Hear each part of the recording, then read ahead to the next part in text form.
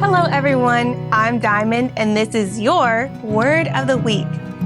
I will be sharing the 5th of 6 character building stones from the theme In His Image. This week, the focus is on selfishness and pride. Selfishness and pride are dangerous because they cause us to think only about ourselves. Selfishness makes us care only about what we want, while pride makes us feel more important than others. Sometimes pride can hide so well that we do not even recognize it in ourselves. There was a season in my life when I didn't think I was selfish, but looking back, I was. I made everything about me, my time, my feelings, my plans. If something didn't go my way, I would become frustrated or distant. The truth is, it wasn't just selfishness, it was also pride. I thought my way was better and my needs mattered more, and I didn't really consider others unless it benefited me. Then I began to realize how that was affecting my relationships. People felt overlooked, and I felt constantly unsatisfied. That's when it became clear to me that pride had been driving everything. The Bible warns us in Proverbs 16, verse 18, that pride goeth before destruction, and an haughty spirit before a fall. And also in Proverbs 29, verse 23, that a man's pride shall bring him low, but honor shall uphold the humble in spirit. Pride quietly leads us away from God and brings temporary happiness. But if you rely on God and put Him first, you'll see that all things needful in this life, even true happiness, will be added unto you. When we are selfish, we often put our own wants before the needs of others, while even saying that we love them.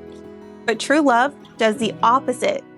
1 Corinthians 13, verses 4 and 5 tells us that love is kind, envieth not, vaunteth not itself, which means to brag or boast, is not puffed up, does not behave itself unseemly or inappropriately, seeketh not her own, is not easily provoked, thinketh no evil.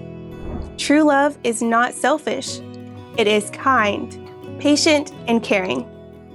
I learned that pride puts you at the center instead of God.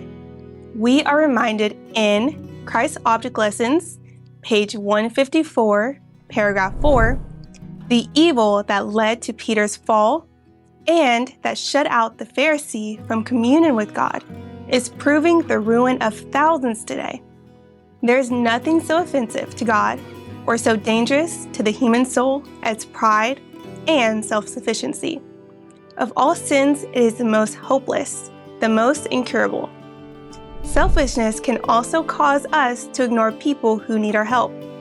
We are told in Call to Stand Apart, page 60, paragraph 5, that every neglect of the needy poor, the orphan, the fatherless, is a neglect of Jesus in their person. When we fail to care for others, we fail to reflect the love of Christ. The world often encourages selfishness, riches, and pride, but God gives us this warning. Cares, riches, pleasures, all are used by Satan in playing the game of life for the human soul. The warning is given.